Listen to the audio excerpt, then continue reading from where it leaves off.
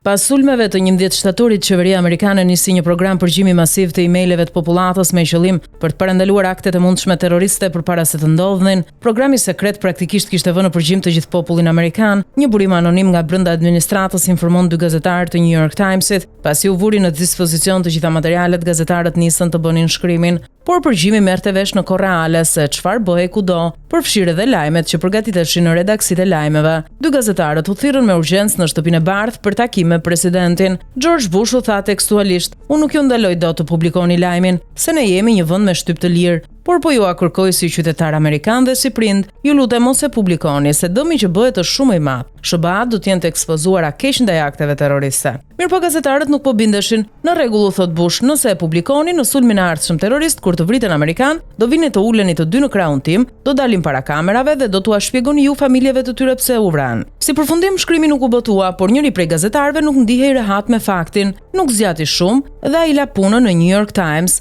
Pasi doli gazetari i pavarur, shkroi një libër me cilin bëri publik skandalin e përgjimeve masive. Tani si t'ia shpjegoj Maksutit të Spakut këtë punë, që në Amerikë liria e shtypit mundi dhe sigurinë kombëtare, jo më dosjet e leshit hajdutëve të qeverisë që i di gjithë Shqipëria. Seriozisht e keni ju që do bllokoni lajmin, po këtë se lën këmbë asnjë gjykate të drejtave të njeriut në botë?